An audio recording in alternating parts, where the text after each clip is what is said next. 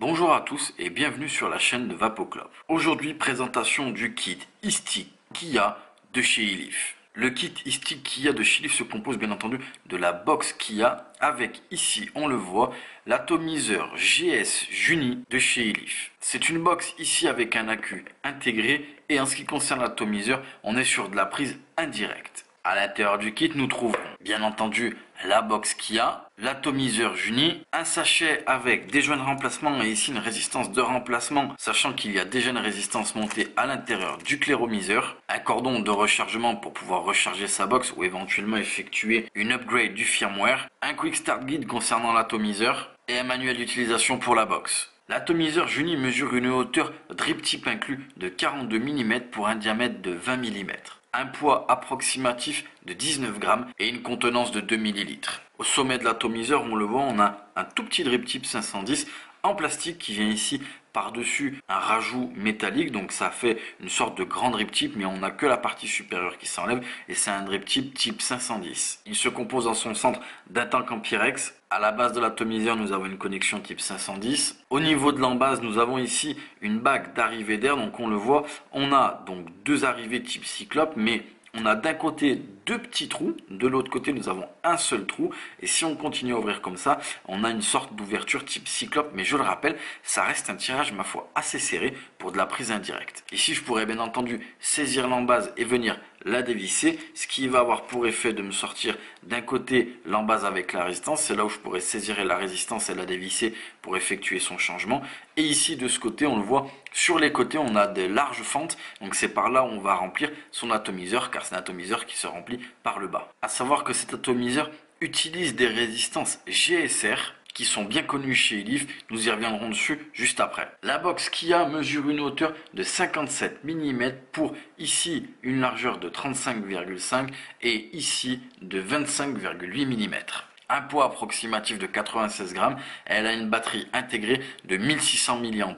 Elle est capable d'envoyer entre 1 et 50 watts et elle est munie des modes wattage, bypass, contrôle de température en NI-TI stainless steel et bien entendu le mode TCR. Elle accepte les résistances en contrôle de température et en mode TCR entre 0,05 et 1,5 ohm. En mode wattage et bypass, elle accepte les résistances entre 0,1 et 3,5 ohm. Pour le contrôle de température, nous pourrons bien entendu contrôler la température entre 100 et 315 degrés Celsius ou entre 200 et 600 degrés Fahrenheit. Au sommet de la box, nous avons ici une connexion type 510. En façade, nous avons l'écran OLED, le bouton plus, le bouton moins. Et sur le côté, on le voit, il y a deux parties plus sombres. Il y en a une ici sur le côté qui est tout simplement le bouton Fire. Sous la box, nous avons ici la connexion micro USB afin de pouvoir recharger la box. À savoir, petite précision, que le revêtement ici des boutons est ce qu'on appelle un revêtement soft touch. Donc c'est vraiment très agréable au niveau du contact avec les doigts. Et franchement, il y a une très bonne finition au niveau de cette box. Ici, la box est éteinte. Pour pouvoir l'allumer, je vais cliquer 5 fois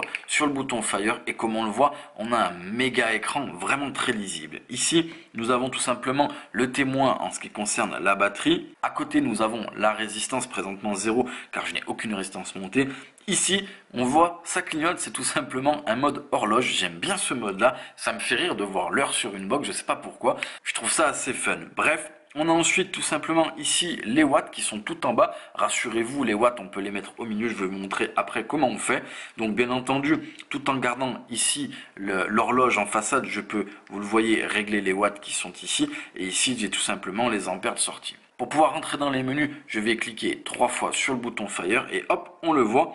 Je suis rentré dans les menus. Ici, je suis dans le menu mode. Je viens le sélectionner et vous le voyez, j'étais sur le mode clock. C'est pour ça que l'horloge était au centre. Si je monte comme ceci au niveau des watts, je viens le sélectionner et hop, vous le voyez, tout simplement, je me retrouve avec à ce moment-là les watts au milieu et ici les volts. Je pourrais bien entendu faire varier les watts avec le bouton plus et le bouton moins. Ici, je retourne dans le menu, mode et vous le voyez dessous, j'ai le mode TC, soit contrôle de température. Je viens de sélectionner, je choisis ensuite le fil restif que je désire, ici le stainless steel, j'appuie et là je me retrouve en contrôle de température et je me retrouve avec la même configuration au niveau de l'écran et ici nous avons les watts de départ. Ici je vais retourner dans le menu, toujours dans le menu mode et je passe au TCR. Ici, je sélectionne le TCR. Il va me demander quelle mémoire je veux. Je vais ici sélectionner la mémoire 1. Et là, on me demande le coefficient de chauffe de mon fil. Je le rappelle, le mode TCR est pour utiliser des fils résistifs à des fins de contrôle de température autres que le Ni, TI ou stainless steel. Donc, il faudra utiliser un fil résistif adéquat et bien entendu connaître son coefficient de chauffe que je vais pouvoir régler ici. Je sélectionne avec le bouton Fire et je me retrouve en contrôle de température. Toujours dans le menu, nous avons le menu clock pour afficher l'horloge au niveau de l'écran. Je descends, j'ai le mode bypass. Donc là, bien entendu, pour passer sa box en mode bypass. Donc je le rappelle, le mode bypass, c'est pour passer une box électro en box mécanique tout en gardant les sécurités d'une électro. Dans ce menu-là, nous avons terminé. Ensuite, après le mode nous avons le mode set. Je le sélectionne. Ici, nous avons coil. Donc quand je serai en contrôle de température, je pourrai bien entendu verrouiller ma résistance. Dessous, nous avons TC Power. C'est là où je vais régler les watts de départ en ce qui concerne le contrôle de température. Nous avons le mode style, donc pour pouvoir passer en mode furtif ou non. Dans le mode sub, nous avons ici tout ce qui est le réglage du temps et du puff. Ensuite, nous avons le mode clock, donc c'est là où je vais pouvoir régler l'horloge. Nous avons ensuite la fonction preheat, c'est là où je vais pouvoir régler la fonction preheat. Ici, la fonction ENU que je vais pouvoir activer ou désactiver, c'est tout simplement lorsque je vais charger ma box, si la température interne de la box descend trop bas ou monte trop haut, la box va se couper. C'est une sécurité en plus. Là, je sors de ce menu et il me reste le menu info, donc c'est là où je vais avoir les informations sur le reste de charge de mes batteries ou sur la version du firmware de la box. Et ensuite, le mode exit, donc je vais pouvoir revenir à l'écran initial. Ici, je vais remonter l'atomiseur, imbiber la résistance, le monter sur la box et nous allons le tester. Nous nous retrouvons ici avec le pack iStick Kia. On va parler des résistances en ce qui concerne l'atomiseur. Je l'ai dit tout à l'heure, c'est les résistances qui sont assez connues, qui sont les GSR. Donc bien entendu, vous l'aurez compris, c'est fait pour de la prise indirecte.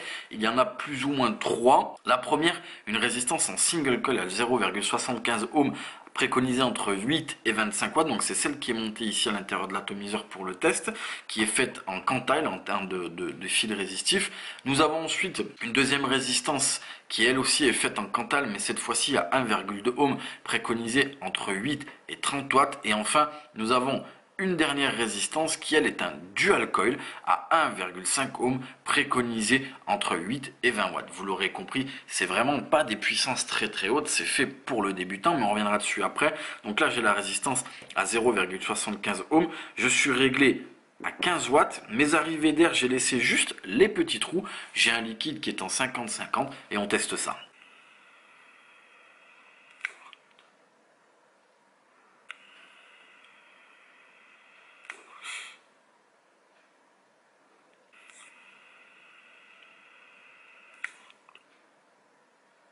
Vous l'avez vu, ça fonctionne bien, on n'a pas un gros nuage de vapeur, mais bien évidemment ce n'est pas fait pour.